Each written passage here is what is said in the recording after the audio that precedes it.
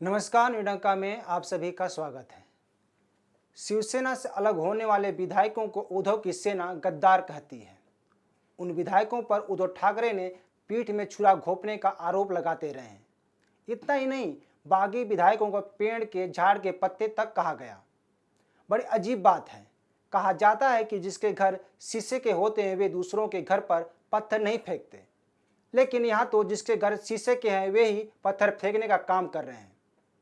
आदित्य ठाकरे भी अपने रैली विधायकों को गद्दार कहते हैं। महाराष्ट्र विधानसभा का सत्र बुधवार से शुरू हुआ तो विधानसभा के परिसर में विपक्ष के नेताओं ने आले रे गद्दार आले, 50 खो के बाकी सब ओके जैसे नारे लगाए।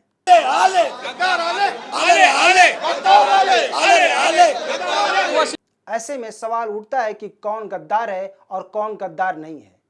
इस दौरान अजित पवार, धनंजय मुंडे आदि नेता नारे लगाते दिखे गए। बहरहाल एनसीपी नेता अजित पवार से पूछा जाना चाहिए कि गद्दार कौन है। क्या वे गद्दार नहीं हैं? क्या शिवसेना से टूटकर एकनाथ शिंदे के साथ गए हुए विधायक गद्दार हैं? क्या अपनी तकलीफ कहना गद्दारी है? यह सवाल उद्धव ठाकरे की शिवसेना से भी पूछा जाना चाहिए।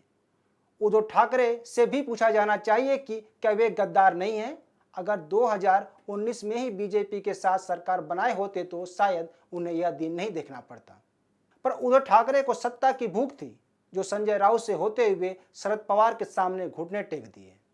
उद्धव ठाकरे को उन सवालों को जवाब देना चाहिए जिसको हाल ही में सीएम एकनाथ शिंदे ने दावे के साथ कहा कि पीएम मोदी और अमित शाह ने उद्धव ठाकरे को मुख्यमंत्री पद देने की कभी बात नहीं की थी। सीएम शिंदे ने उद्धव ठाकरे के उस दावे को हवा निकाल दी जिसमें वे कहते रहे हैं कि बीजेपी नेताओं ने शिवसेना को मुख्यमंत्री पद देने की बात कही थी। सीएम शिंदे ने कहा कि जब मैंने इस संदर्भ में पीएम मोदी और अमित शाह से बात की तो उन्होंने कहा कि जब आपको और नीतीश कुमार को कम सीट के बावजूद सीएम बना सकते हैं तो वादा करके शिवसेना को मुख्यमंत्री क्यों नहीं बना सकते थे। तो गद्दार कौन हुआ, यह उद्धव ठाकरे और आदित्य ठाकरे को बताना चाहिए। साथ ही यह बताना चाहिए कि कौन झूठ बोल रहा है और कौन सच बोल रहा है।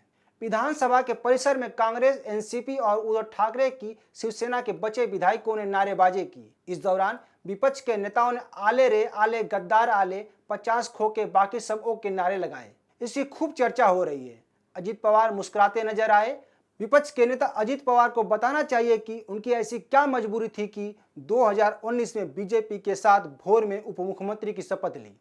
एक ऐसा समय आ गया था जब एनसीपी बगावत के मुहाने पर खड़ी थी। भले आज अजित पवार और शरद पवार इस बात को इनकार करें, लेकिन हकीकत यही थी। एक खेमा अजित पवार का था तो दूसरा शरद पवार का बनना तय था। यही वजह थी कि शरद पवार एनसीपी को बचाने के लिए शिवसेना के साथ सरकार बनाने के लिए सक्रिय हुए थे। इसलिए शिवसेना में आज जो बगावत हुई है उसके लिए केवल हम संजय राउत या उद्धव ठाकरे को ही दोषी नहीं ठहरा सकते। एनसीपी के मुखिया शरद पवार उतने ही दोषी हैं जितने संजय राउत और उद्धव ठाकरे। लेकिन जब शिवसेना के विधायक महाराष्ट्र छोड़कर एकनाथ शिंदे के साथ गुवाहाटी चले गए तो शरद पवार ने कहा था कि शिवसेना का यह आंतरिक मामला है। वाह क्या बात है। जब 2019 में शिवसेना बीजेपी से अलग हुई तो सरकार बनाने के लिए मीटिंग पर मीटिंग करते रहे, लेकिन शिवसेना के विधायकों के बागी होने पर शरद पवार इससे कन्नी काट गए। तब शिवसेना को बचाने के लिए ऐसी कोई बात नहीं कही जिससे शिवसेना एकजुट हो सके।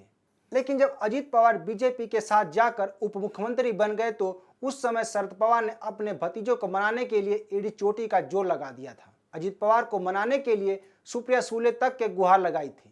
अजित पवार उस समय लगभग 72 घंटे उप मुख्यमंत्री रहे। महाराष्ट्र की राजनीति का वह नया राजनीतिकरण था जो 2022 में फलीभूत हुआ।